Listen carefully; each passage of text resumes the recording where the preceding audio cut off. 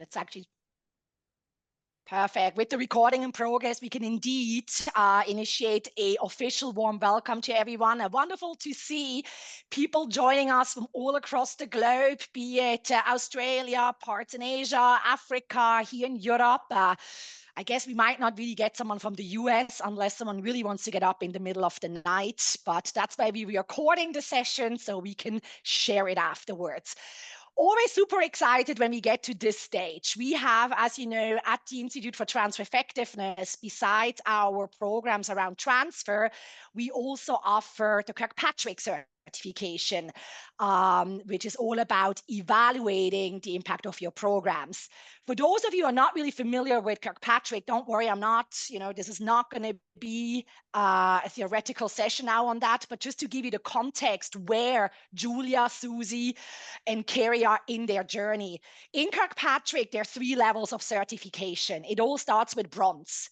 Bronze is all about learning how to plan an evaluation strategy, starting with the end in mind, thinking about how are you going to actually evaluate an initiative and even validating whether training is needed. A lot of people go for bronze. There's quite a big chunk of people in the globe doing bronze. Then a few people continue to silver because that's where it starts to get more challenging. The planning of an evaluation strategy is fairly easy, but in silver is where you get your hands dirty. Silver is where you're going to start implementing your strategy. You're going to start collecting the data. You're going to do these interviews, focus groups. You're going to start collecting the KPIs. And of course, you're going to start analyzing it.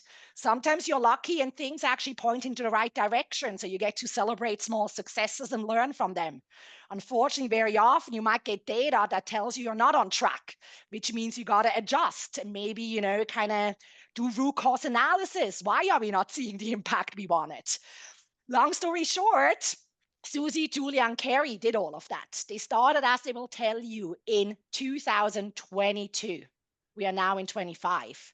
That's what it took to really kind of make this work. And so today we're actually here to celebrate their last milestone, which is the gold certification. A handful of people in the globe that truly made evaluation work, applied the model to one of their cases and demonstrated impact. And so I'm super excited to hear from the 3 of them on their journey. And of course, the chat is open for your questions as well. At the end, we'll have a Q&A where you can ask any questions about evaluation that you have to Susie, Julia, and Kerrie. But with that, let me spotlight our 3 speakers so that we can actually hear from them. So here is Julia. Now I have to go and hunt for Kerrie. Where did she go? She's right here. Wonderful. Okay. Oh, can I only put 2 on spotlight, Errol? Is that correct? Yeah. So then what I will do is I'll keep changing. Who's going to start the presentation of the 3 of you? I'm going to start, Melanie. Okay, then I'm going to remove the others. I'm going to leave you, and as you pass on, I will spotlight the others. Wonderful. So then with that, over to you, Susie, but I know you're supported by Kerrie and Julia as well. Absolutely. Hello, everyone, and thank you for coming along and hearing about our Kirkpatrick journey and our program. I actually might just flip back on my slides if I can, and I'm going to hand over to Julia, who's going to start with an acknowledgement of country, which is a custom in Australia for us to do at the beginning of any training or presentation. Thank you, Susie. Good Start Early Learning acknowledges our Aboriginal and Torres Strait Islander peoples as the traditional custodians on the lands of Australia on which we come together. We recognise our Aboriginal and Torres Strait Islander cultures as enduring, living cultures and pay our respects to elders past and present and extend that to all Indigenous peoples across the world today.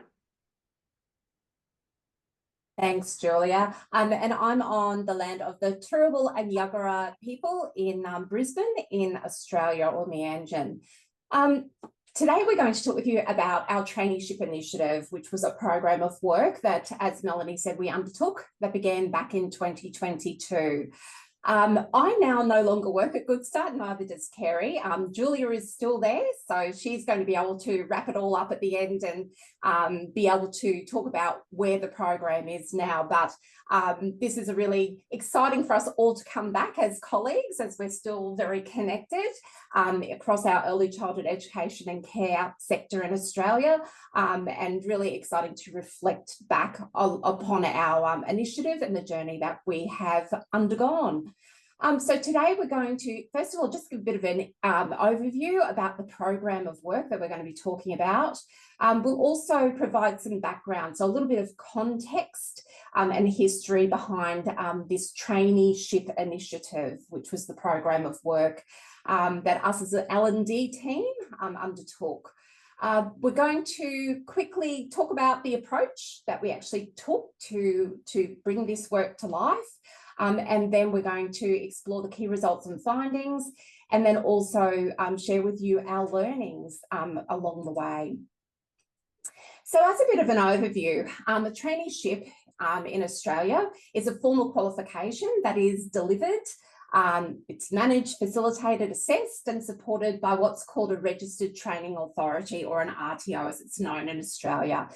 It's a traineeship as a base level qualification, because I know we've got people here from all over the world today. It's the first qualification. Generally, people who undertake a traineeship, not always, but generally our first school leavers that will take on that qualification. It's very much the entry level qualification, particularly for us in early childhood education and care. So the traineeship we're talking about is a certificate of early childhood education and care. So although we're talking about traineeships, this traineeship initiative was actually focused on building the capacity and capability of centre directors, who are the trainees' hiring manager. So that traineeship is really supported by the RTO. We don't need to do anything with that because that's managed by this training organisation, but we really, in this initiative, needed to support centre directors and build their capability in order for them to support that trainee and that traineeship. The centre director role was really key to its influence on the recruitment and retention of traineeships, even though that accountability for the traineeship actually sits with the RTO. In Australia, the context that we're talking about is Good Start Early Learning is a large not-for-profit. It's actually Australia's largest not-for-profit organisation in Australia that runs around 600 and I think it might be 670, somewhere around that, childcare centres across Australia. So in our childcare centres provide early learning and care for children aged birth to 5. A little bit of background, just so that you've got the history of how this all came about. So prior to this initiative, there actually wasn't an appetite in Good Start as an organisation to hire trainees. Trainees are unqualified when they first come into an organisation and commence studying their certificate, and they really don't have at that stage knowledge and skills. And at that time, there was a concern around hiring trainees because of the gaps that they had in skills and knowledge and the potential for risk when they're working with really young children. Traineeships as well were also a bit of an issue for our centre directors. They weren't that keen to take on trainees because they increased the workload at the centre. So trainees, because they are unqualified and just beginning to start their first qualification, they require a lot of support, supervision and on-the-job training. Centres that we did have at the time that did hire trainees were really predominantly ones that couldn't get educators in any other way, so they would hire a trainee. We only at the beginning had a very small cohort of trainees, and we had a really high turnover rate. So around 31.1% of trainees were actually resigning within the first 12 months of being onboarded. So the trainees that we had, although they're a small group, it really wasn't working particularly well for the organisation. Of course, at that time in 2022, COVID hit. And it really had a negative impact on our sector because our people were frontline workers. While many people were able to work from home, our people had to attend centres every day and care and educate for young children. So post-COVID, what we actually saw within our early childhood education and sector was a significant staffing challenge. We had a lot of educators that left the profession at that time. And that really resulted in real challenges for our organisation in that for us to be able to provide early education and care for young children, we have to have the staff to do that. And it's a highly regulated sector where we need to maintain adult-child ratios to ensure the safety of children. So we were really at a critical point post-COVID where we needed to do something in order to have a workforce that was able to deliver our core business. So out of this, the traineeship initiative was born. We knew that there weren't qualified educators anywhere that we could actually access. So traineeships and hiring trainees was seen to be a good opportunity for us at that time. Initially, we were asked by our exec and board to conduct a trainee blitz. So they wanted us to go out and hire a large number of trainees. We started to talk about that, but of course, what we were most concerned about at that time is if with hiring a large number of trainees, is also retaining those trainees, knowing that we had that really big problem with turnover. We wanted to ensure if we were hiring that we were actually going to retain them as well. Our board set us a really ambitious target, which Kerrie will talk to a little bit later about the number of trainees that they wanted to see in our network. And we also had targets around how we wanted to reduce turnover. Kirkpatrick came along, the training came along at a really great time for us because it helped us to really agree the targets that we wanted in order to be able to make this initiative a success. Just a little bit about the approach that we took to this large program of work. So when our board and exec said, right, go off and we want you to hire a very large number of trainees, we had to think about this quite holistically. It would have been a very easy thing to actually hire a range of trainees. That's quite an easy thing to do. In Australia, we can connect with other registered training authorities and source them quite easily. But we knew what was going to be a real challenge was to hold on to these trainees and indeed to ensure that they actually graduated their traineeship and went on to become the teachers of the future. So to continue their education and to grow themselves in their career. So we started to pull together this initiative in streams of work. So we looked at this life cycle of the trainee, right from sourcing trainees and recruitment through to induction, which was critically important, their formal training. But while they're doing that training, importantly, what sits around that for our centres and particularly for our centre managers or our centre directors is the on-the-job learning that has to happen and the wraparound support that really retains a trainee. And then we also needed to plan for and think about the completion of the traineeship and what are the next steps for the trainee. So really our approach was a holistic. We broke off into streams of work where we had each of our learning and development managers took a different stream, and we had a cross organisational department approach involving key stakeholders in every aspect of our business to be able to deliver this project. But what was really key for this project was really around, as I said, the formal training happens with the Registered Training Authority. It was around how do we ensure that our centre directors and managers were able to support these trainees and continue to support them and grow them through their on-the-job learning through to their transition and completion of their certificate. Okay, I'm going to hand over to Kerrie now, who is going to talk us through the key results and findings starting at the Kirkpatrick Level 4. Thank you, Susie. So as Susie has mentioned, there was very clear outcomes defined right up front. And then, with us embracing the Kirkpatrick model, this was instrumental in us defining the metrics and the measures across all levels to ensure that we resulted in maximum impact and effectiveness for this piece of work.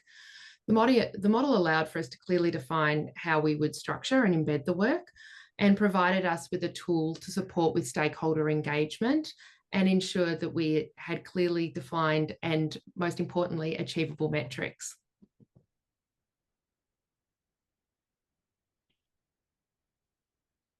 So the level 4 results. So we used the level 4. It was really key for us to ensure we had senior stakeholder buy-in and to get that agreement across what the measures of success would be. So we used Kirkpatrick to help shift the mindset of not only our senior but also middle management to move away from the mindset of simply hiring a large number of trainees, but it was rather around establishing a broader program to ensure that there was an ongoing sustainability through upskilling our centre directors and putting in the support that's required to ensure that those centre directors were informed and had the capabilities to be able to support trainees and to aid retention.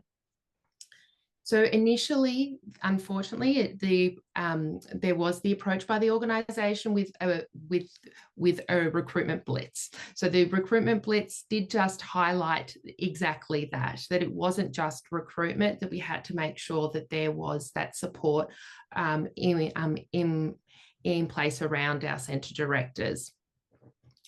So the aim was that, so we were provided the target of recruiting 500 trainees by January in 2023.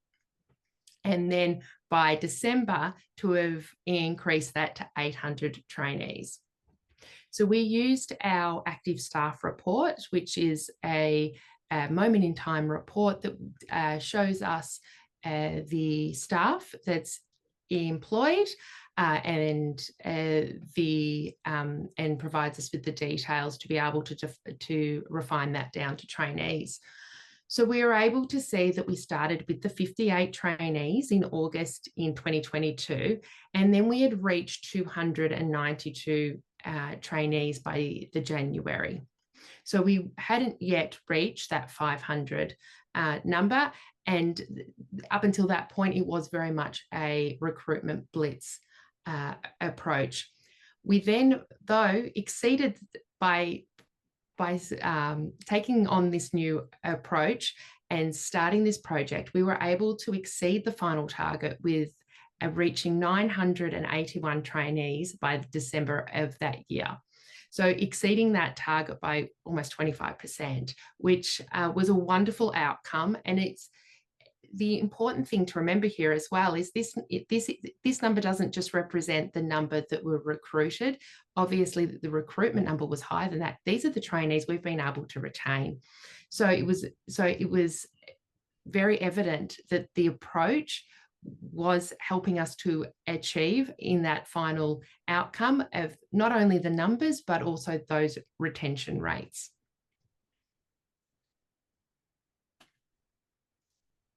Thanks. So speaking of those retention rates, you can see here that we were able to reduce the turnover by 50% with this new holistic approach. So we used another report called our staff movement report, which shows that movement from role. So that could be a movement to another role within the organisation or the resignation of an employee. So we chose to use this data so we could have really clear understanding of the movements of our trainees within our network. So as you can see that during this period where the program was at its most success, we were able to retain and support trainees through for them to then transition into educator roles. And that was achieved by putting in this capability support program around our centre directors.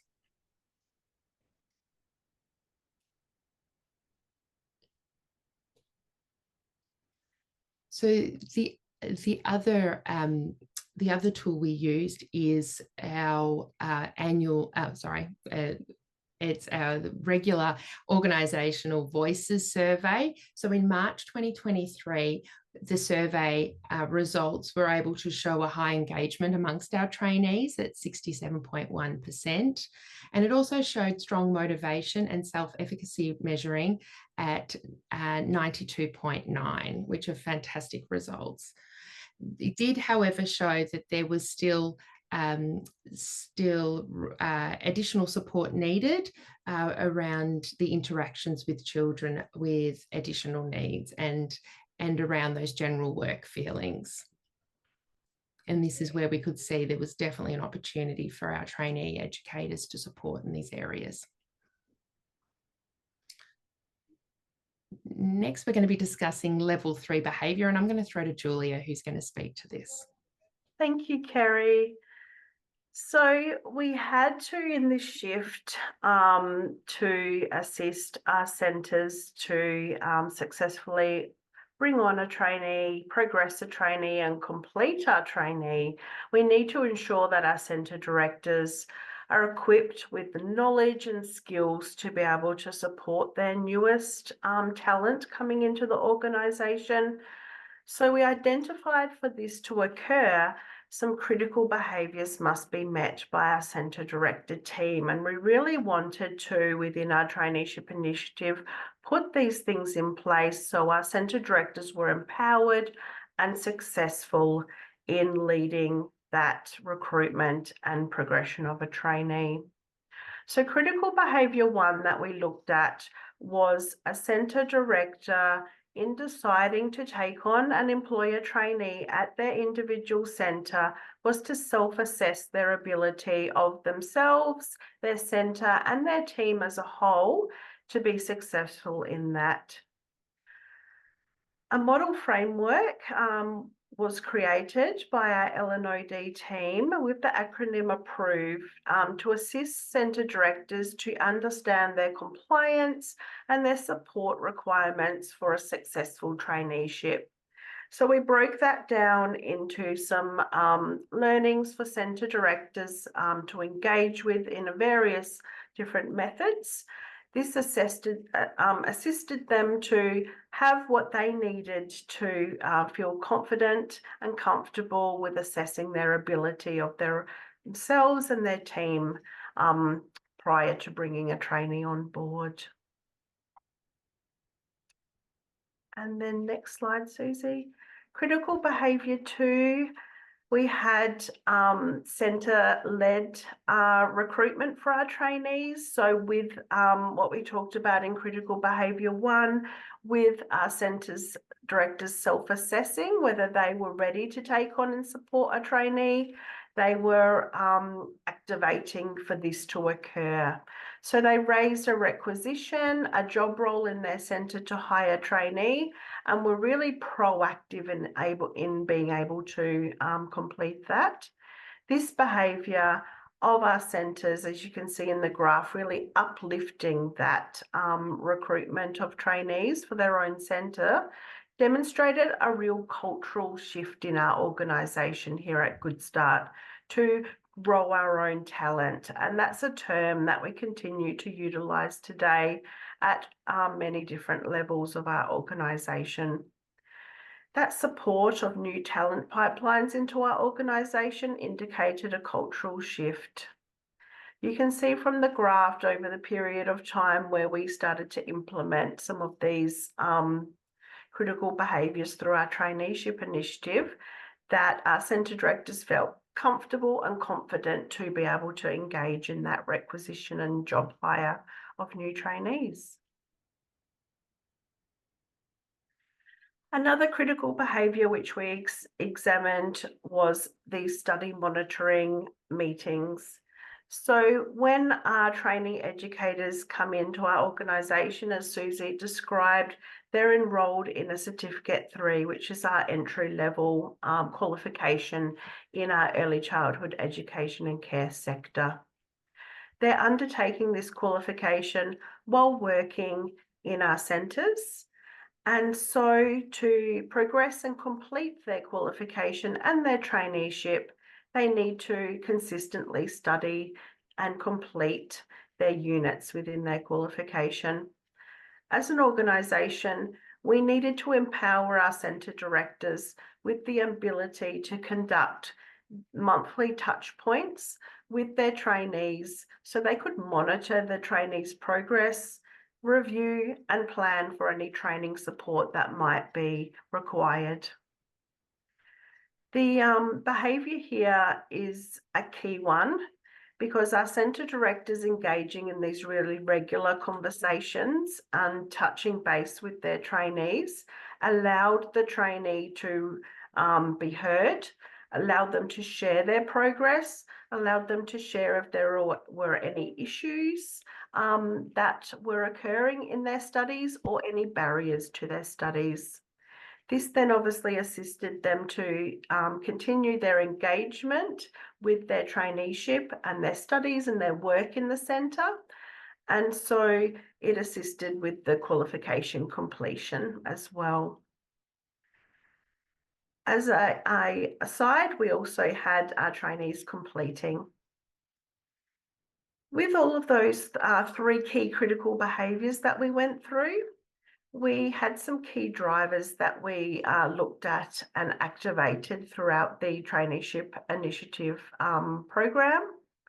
Key drivers of the critical behaviours we found to assist our culture change included the monitoring by implementing a central traineeship team where we looked at the data analysis. We shared this through. It could be expedited to other areas of the organisation to continue the behaviour change. There was reinforcement through centre visits, call-outs from our senior leadership team, really highlighting the value and positive impacts of our trainees and our centres that were doing fantastic jobs with their trainees. We had encouragement through simple things like emails from our trainee support team, and centre directors assisting other centre directors with some peer mentoring. We used internal communication challenges to encourage and call out behaviours. Last but not least was rewarding. So at Good Start, we have an internal yearly goodies award, and we recognised through a Rising Star Award some fantastic centres and trainees that had come on board and had fabulous results. Externally, we received a nomination and a top 5 placement in the Queensland Training Awards, recognising that the critical behaviour change that had occurred in our organisation. And I think it's back to you, Susie.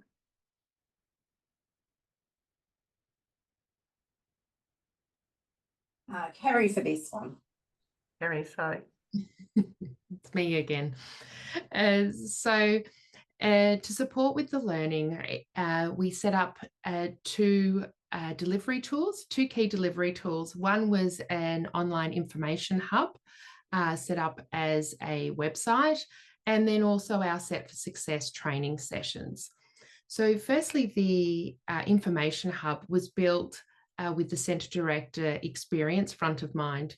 So we built this to address the previously highlighted time and cognitive burden that the centre directors were finding when bringing on board a trainee and being able to support them. And this was this burden was acting as somewhat of a deterrent. So we really needed to address that and make sure that all of our centre directors had the required information and support readily at hand. So the site received really positive reviews and was heavily accessed as an ongoing on-demand learning resource. The second tool was the training sessions. These sessions provided and supported with the training and knowledge required for our centre directors to support their trainees and understand the importance of their role, the regulatory requirements, ensure that they had appropriate mentors allocated to support the trainees with their on-the-job learning, and also provided them with the tools and resources to be able to monitor the trainees' progress, which was important and key with their study monitoring requirements.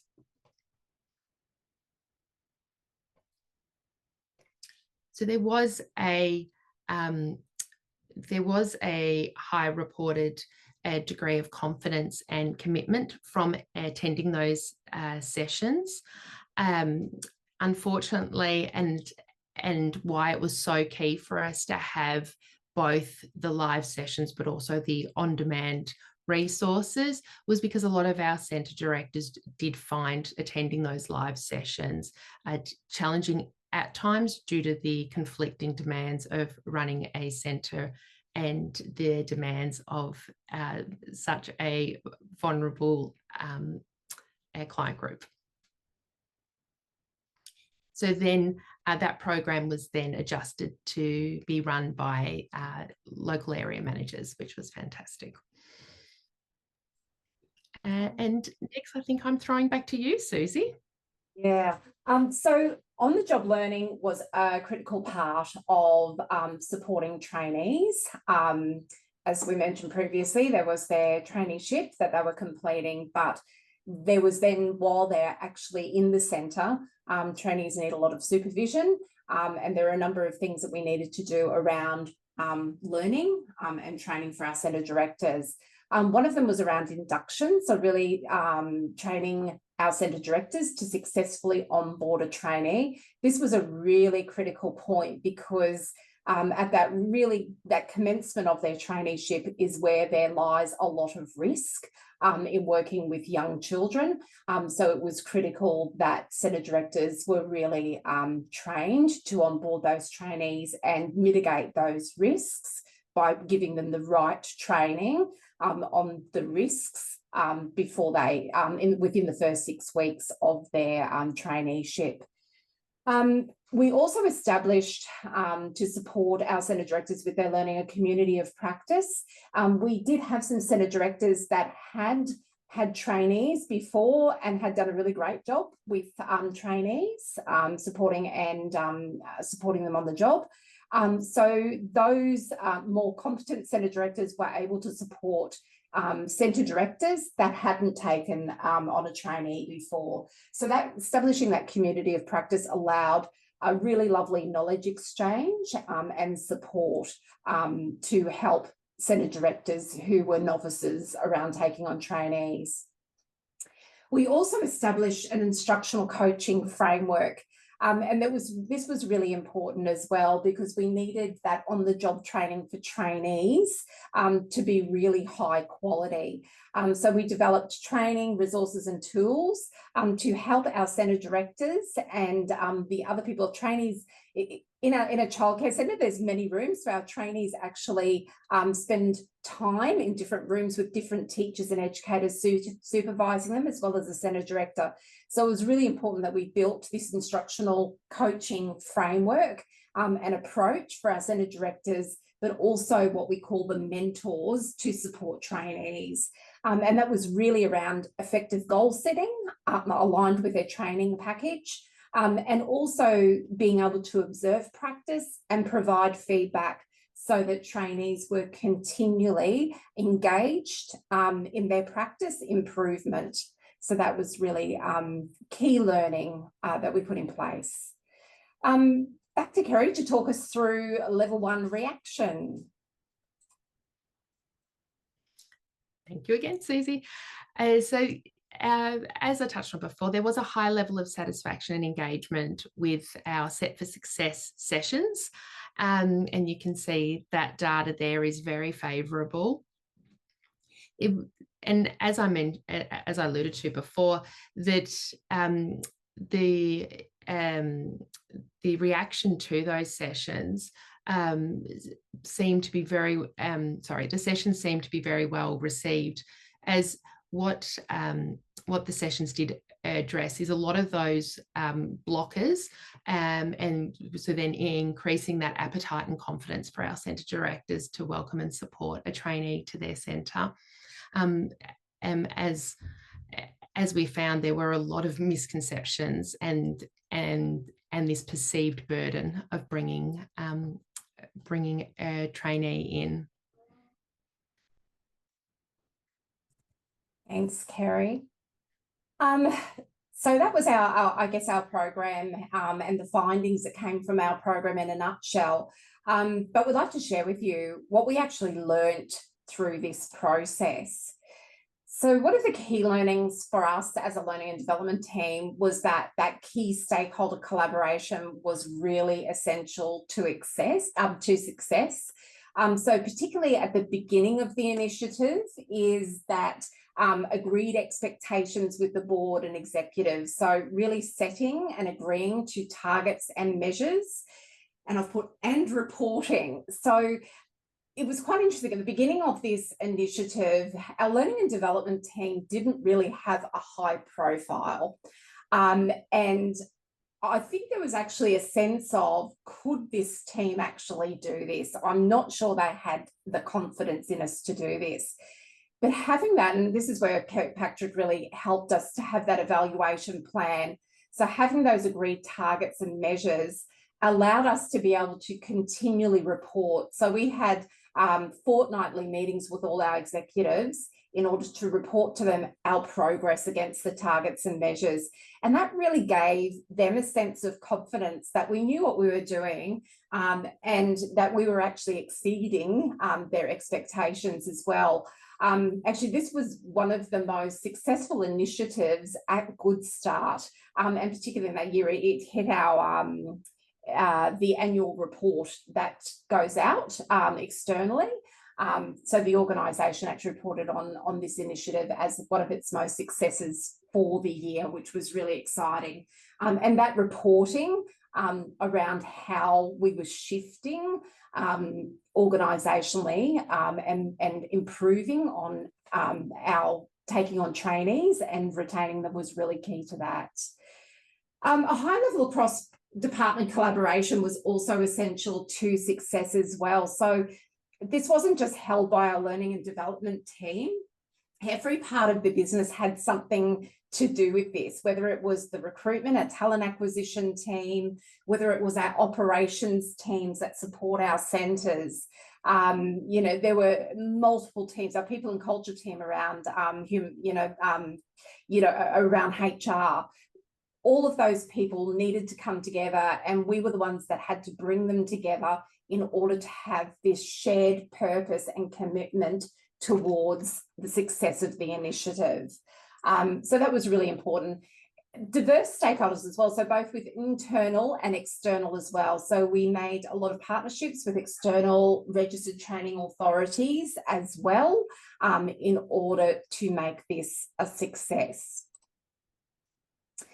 The other key critical learning that we had was around the importance of end user involvement, and that was really critical for buy-in. So we actually involved our centres in this project right from the start, trying to understand what were the issues and the barriers for them in taking on a trainee, but also understanding where it was working really well, what were the indicators, the factors that were making it work well. So understanding that helped us to develop a program of work, and particularly training programs that met the needs of centres and particularly centre directors. We really had to get into their psyche to understand because at the beginning, they didn't actually want to take on a trainee. So we had to really understand what would make them want to take on a trainee, and how to make it a little bit easier and unburden them, because we knew it was going to be difficult. It was going to increase their workload to take on this trainee and to support them. It was really important that Centre Voice, it supported us with our decision making. It also supported us in having a successful training package. So when we developed training and strategies, we had a core group of centre directors that we would test it on. So before we actually rolled it out wider across the network, we tested it with a really small group of centre directors to ensure that we're fit for purpose. And then once we had that tick of satisfaction, then that's when we actually launched it. So that was really key to that. And also it gave that sense for centre directors that this wasn't something that was just being thrust upon them by the organisation, but this was also something that they had a part to play in, and that really supported their buy-in to wanting to take on a trainee and to continue to support them as well. Kerrie, I'll let you talk about the communication channels, because that was another key learning for us. Absolutely, and it really did, and it really was the tool or the supporting mechanism that helped to deliver on everything you've just discussed, Susie. So just to break it down a little bit more, we did. Those clear communication lines was crucial. We identified that from the very beginning, and because we needed to ensure that we were relaying the correct information, but also being able to provide the support that was required.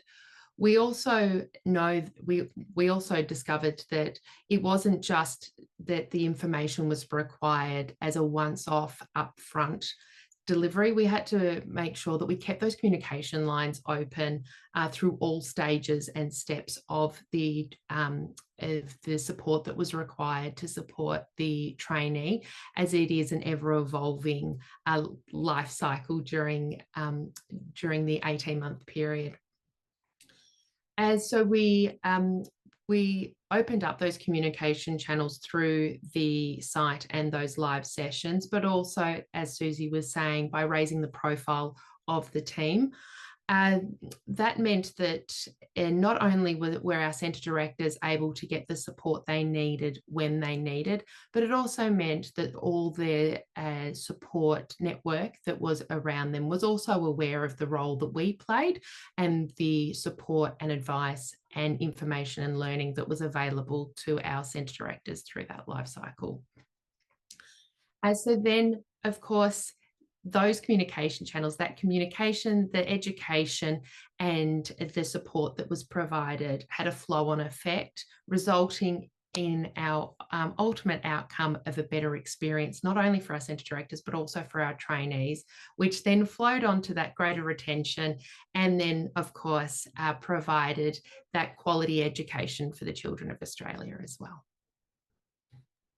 Throw over to you, Julia. Thanks, Kerrie. So where are we now? We're nearly mid into 2025.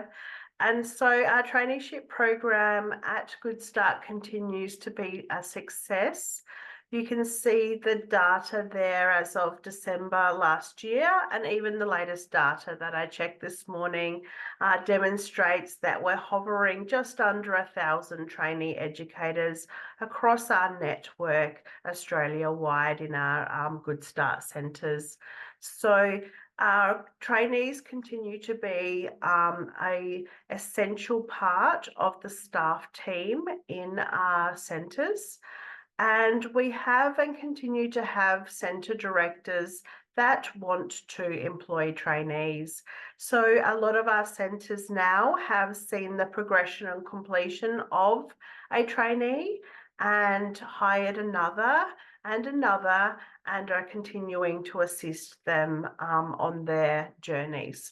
And that's a real win for us, because as an organisation, it continues a talent pipeline in which we're working with our new talent, developing and continuing to employ our talent into higher roles as they move through their career pathway. Our trainee employee initiated turnover. So our trainees are being retained at a rate that we are happy with. We have further work to do in that space because we would like to retain all of our trainees that we employ. However, we understand that entering into a new career is often, something that is exploratory and something that can change. And so we're working in that space as an improvement to continue to work on our employee initiated turnover. Our evaluation, so our Kirkpatrick and what we're doing in our current traineeship enhancement work is really grounded in the work that we've spoken with you all about today. Our evaluation is informing our continuous improvement, and midway through 2025, we're continuing the levels of Kirkpatrick evaluation in which we work with the organisation and our stakeholders to evaluate and implement further continuous improvement opportunities. Part of that is our communications plan and the way we engage with our stakeholders, and as Kerrie mentioned, the centres that we work with as well. So that's really the crux of our traineeship program. Thank you very much for joining us today as we talked through our Kirkpatrick journey. And thanks to Susie and Kerrie for being on the journey and going through it together. And I really value the work that we've done together. Thank you, everyone. Open it up for questions, I think, Melanie. Yeah, wonderful. Well, I just gave you a round of applause. And of course, before we go to the questions, I do want to just kind of let you know that, of course, with that, you have just completed that final requirement of now being a gold certified Kirkpatrick practitioner. So just really warm congratulations on this. It is absolutely amazing to kind of see what is actually possible if you really implement the model and you make it work. You made it sound very easy, but I would imagine it wasn't always. I'm sure there must have been roadblocks on the way as well. And while you've shared some really beautiful lessons learned with us, while I'll wait for others to maybe bring in their questions as well, I'm just very curious also hear from you, what's kind of been on a very personal level, your key takeaway? If you kind of had to do this again, and I know you're working with new organizations, some of you as well, what's that one piece of advice that you have for others listening in today? If you want to make evaluation work, what is that number one thing that you would recommend? I've got something that jumps straight to mind. Yeah, Go for it. And I don't think this will come as a surprise to my partners here, is what it highlighted, I think, for us, but definitely for myself. It just the importance of not jumping the gun, to not get, we all get very excited to start the work, but the importance of doing that plan up front, making sure that you're clear on what the desired outcomes, what it is that you're actually trying to achieve. I think it's very easy to jump into any space, initiative, project, design, straight away jump in because you've got all these ideas and you've got all this passion, but to stop and think about how can I make sure that it is effective, it's going to deliver, and how am I going to measure it, will just make the process so much more efficient. You won't waste a lot of time discovering along the way, but it also then supports to get stakeholders buy-in, get them on board, and make sure everyone's aligned with what's desired. Thank you. Absolutely, Kerrie. Taking the stakeholders on the journey with you was so key, and it remains something that is part of what I try to do continuously when we're working with other programs. in the organisation, or trying new things or testing new things as we're doing in that continuous improvement piece as well. Probably the other area was our data. So our stakeholders love data. They want to see that data. So it was really about making sure that we had the data, we had the mechanisms to provide that, so we could share that through with the stakeholders and really take them on that journey with us. That was key as well. Yeah, I agree. I echo everything that you've said. I think the stakeholders was really key for me, and to understand from the perspective what they want. But to your point, Julia, taking them on the journey. I remember at the beginning, you know, the board had just said, we just want a whole heap of trainees. That's just what we want. And Kirkpatrick's helped us to ask the right questions. And we were able to actually challenge and say, well, is that just what you want? Do you just want trainees? Because actually that's a really easy thing to do. We can just hire as many as we like, but do you also want to retain them? Oh, yes, we want to do that as well. So going through and asking those questions helped clarify for them what they actually did want, because initially what they wanted was actually not what they wanted. So it just helped us to really help them to clarify themselves what they were trying to achieve as an organisation. And I think they were able to see then learning and development as a key resource that could support and bring to life the values and the you know, the objectives of the organisation. So yeah, it was key. Yeah, wonderful. Okay, so Anna has just posted in the chat. So let me just kind of see here. Firstly, thank you for presenting how you apply Kirkpatrick to a very different program compared to regular training programs. It's so useful to see how applicable it can be. But what parts of the planning of the evaluation cause you to feel least confident?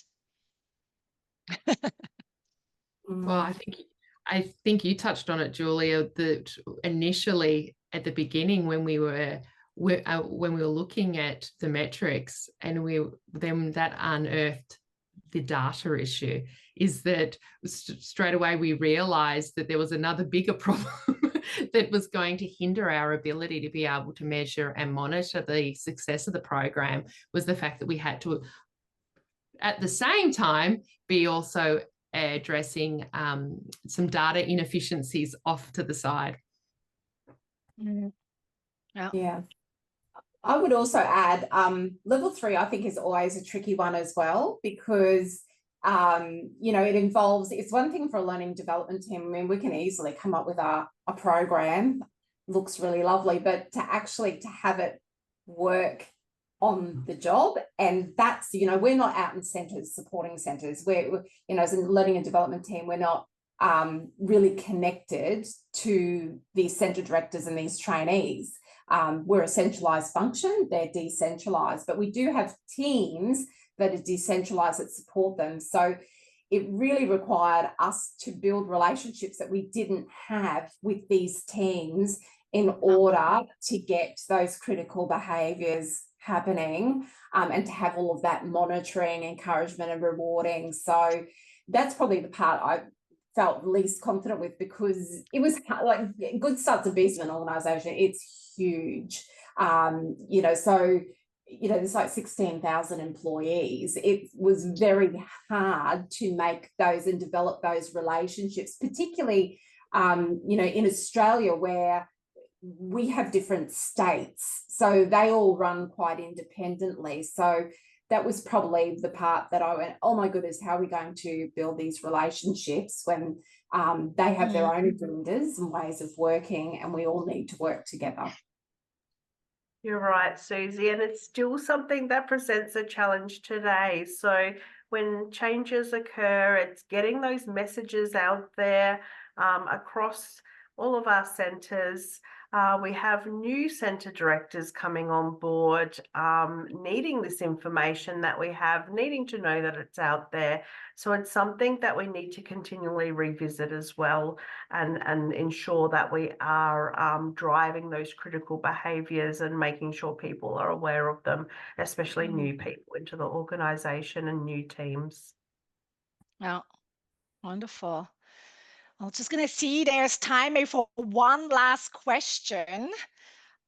In case someone has, and if not, I'm just going to, want to highlight something that I find just fascinating. We've now been speaking for close to an hour, and I'm not sure, but I do think I would have to, of course, go back to the recording, but I don't think I ever heard you use the word content once in the last 1 hour in terms of kind of talking about what actually you were teaching really these centers. And it also seems to me that the traditional formal piece of training was a fairly small part in the entire solution. And it was so much focus on the entire kind of on-the-job learning, the support in Kirkpatrick language, the driver package, or in the Institute's language, the transfer support. Is this something that was already there before in other initiatives, or is this something that really kind of got changed for this particular initiative? I think historically the organisation has done very much a classic traditional classroom, in-person method, and I think and then often being left wondering why it wasn't effective or why it didn't land back in the centres. And because the centres are geographically spread out across the vast land around such a large country, it does mean that when our staff return to centre, they can feel quite isolated because they may have learnt that information in a classroom environment, but then who's going to make sure or support or continue that training on the job within the nuances of a very dynamic environment. So I think being able to bridge that and being able to connect in a post-COVID world, a lot more effectively connecting remotely, I think made a huge difference, and making sure that we kept all those channels open, that the learning didn't stop beyond a traditional classroom environment. It certainly was a very different approach to what we'd ever done before, and we were very much used to, as a function, people coming to us and saying, we want a workshop. We wanted this, they would tell us the product that they wanted. So they would never come to us with the challenge or the problem. It was always, this is the solution that we want. And well, actually saying that, they did it, and they did with this one. They said, we want the solution is go and get a whole heap of trainees. But that was the value in Kirkpatrick, is to be able to be equipped with the right questions to unpack that further and really get to the key, really understand what it is and help them understand, because they didn't know what they wanted to achieve either, really. It was very different to what we had done before, and it changed the structure of our team as well. And I think Julia would tell you now, part of learning and development is vocational education and training. So there is a function that supports that, as well as supports people throughout their career stages to upskill to a diploma and a bachelor qualification as well. So it's broadened out that learning and development function from just being delivering training to actually being much broader and connected, across the organisation, which is a great outcome. Wonderful. Well, we are bang at least here, I have no idea what time it is for you. I know you are approaching at the end of the week. So I think it's a beautiful way to maybe hopefully for you to end this week. And I know it was a busy one. So I know I don't have the certificate yet, your gold badge, but I do have a little crown to just kind of, finalize this as a crowning moment of your Kirkpatrick journey. Thank you so much for sharing your experience with us. I mean, there's just so many things that you said, just so made my heart kind of skip a few beats. Evaluation is informing, continuous improvement. This aspect about providing updates as a progress to reassure stakeholders, of course, starting with a very strong business case and not just kind of really being clear on what are we trying to achieve.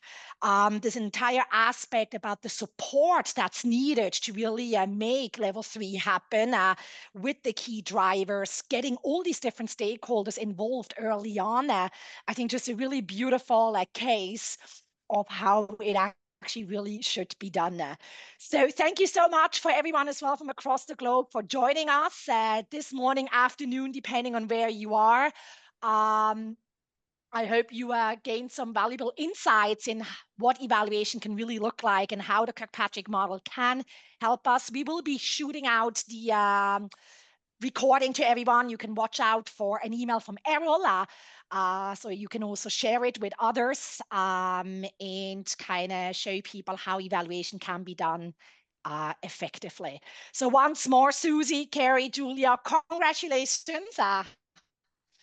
Thank you so much for sharing your evaluation wisdom with us. Thank you for the And opportunity. thank you everyone else for joining you. us. Have a great rest of the week and hopefully see you soon at another event.